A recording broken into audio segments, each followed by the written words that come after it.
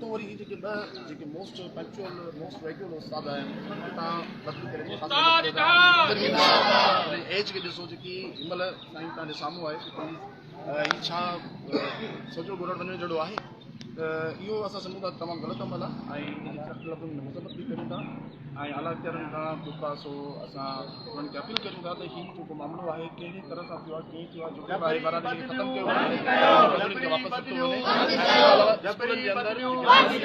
मुदाख़लत थिए थी या सियासी तौर ते जेको आहे सो उन खे इंटरफेयर कयो थो वञे इहो अमल मेरे ख़्याल में तालीम जे लाइ तमामु बुरो साबित थींदो ऐं इहो न थियणु खपे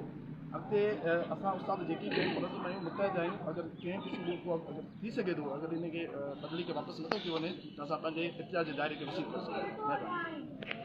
उस्तादन सां नाइंसाफ़ी बंदि कयो उस्तादन सां नाइंसाफ़ी बंदि कयो जबरी बदलियूं बंदि कयो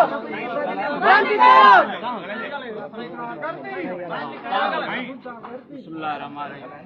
जीअं त असांजे हाई स्कूल वन जे ॿिनि उस्तादनि तमामु सीनियर उस्ताद आहिनि त उन्हनि जूं जेके बदिलियूं थियूं आहिनि त हक़ीक़त में इन जे असां मज़म्मत था कयूं ऐं इहे जेके बदिलियूं थियूं अञा असां वटि हाई स्कूल वन में उस्तादनि जी ज़रूरत आहे उन हूंदे बि असांजा ॿ उस्ताद जेके तमामु सीनियर आहिनि उन्हनि जी ट्रांसफर कई वई आहे हाणे हितां मेड़ खां सुजरो ॻोड़ साईं खे तक़रीबन 1 साल वञी पहुचो आहे साईं मोहम्मद इस्माइल शेख साहिब सॼी महिल हाई स्कूल वन खे ॾिनी आहे सो उनजे लाइ असां इहो गवर्नमेंट खां पुरज़ोर मुतालबो कंदासीं त महिरबानी करे हिननि असांजे ॿिन्ही दोस्तनि खे वापसि वरी साॻी जॻह ते उस्तादन सां नाइंसाफ़ी बंदि कयो ही जबरी बदलियूं बंदि कयो ही जबरी बदलियूं बंदि कयो इंतकामी कार्रवाइयूं बंदि कयो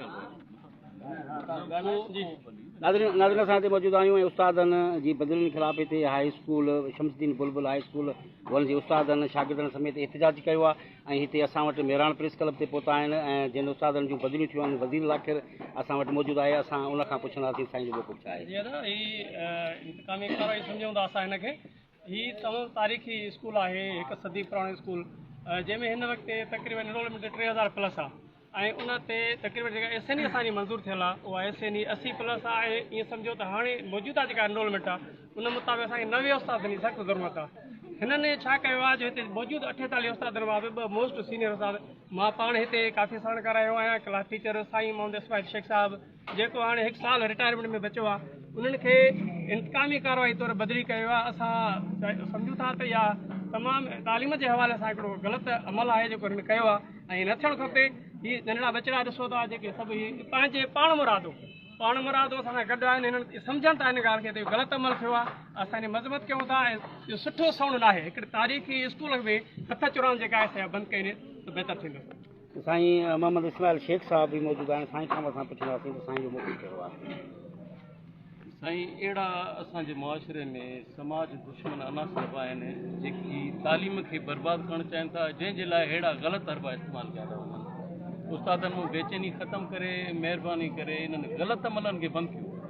महिरबानी उस्तादन सां नाइंसाफ़ी बंदि कयो उस्तादन सां नाइंसाफ़ी बंदि कयो जबरी बदलियूं बंदि कयो जबरी बदलियूं बंदि कयो